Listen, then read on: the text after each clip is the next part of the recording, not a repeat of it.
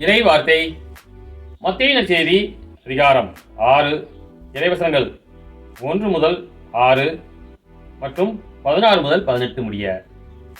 இயேசு தாம் சீடரை நோக்கி கூறியது: மக்கள் பார்க்க வேண்டும் என்று அவர்கள் முன் உங்கள் அறச்செயல்களை செய்யாதீர்கள். இதை குறித்து நீங்கள் எச்சரிக்கையாய் இருங்கள். இல்லை என்றால் உங்கள் விண்ணக தந்தையிடமிருந்து உங்களுக்கு கைமாறு கிடைக்காது. நீங்கள் தர்மம் செய்யும் போது உங்களை பற்றி தம்பட்டம் அடிக்காதீர்கள். வெளிவேடக்காரர் மக்கள் புகழ வேண்டுமென்று தொழுகை கூடங்களிலும் சந்துகளிலும் நின்று அவ்வாறு செய்வர்.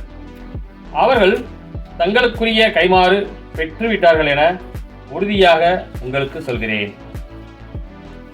நீங்கள் தர்மம் செய்யும் போது உங்கள் வழக்கை செய்வது இடக்கைக்கு தெரியாதிருக்கட்டும். அப்பொழுது நீங்கள் செய்யும் தர்மம் மறைவாய் இருக்கும்.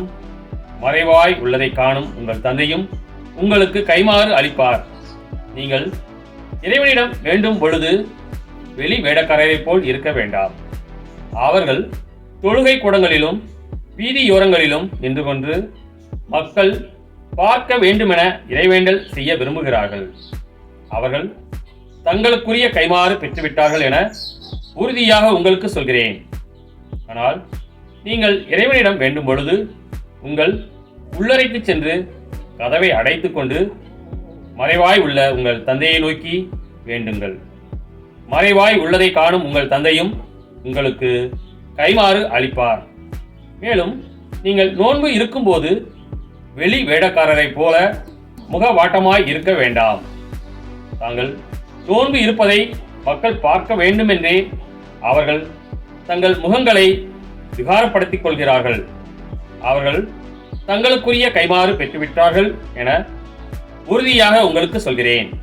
நீங்கள் நோன்பு இருக்கும்போது உங்கள் தலையில் எண்ணெய் தேய்த்து முகத்தை கழுவுங்கள்.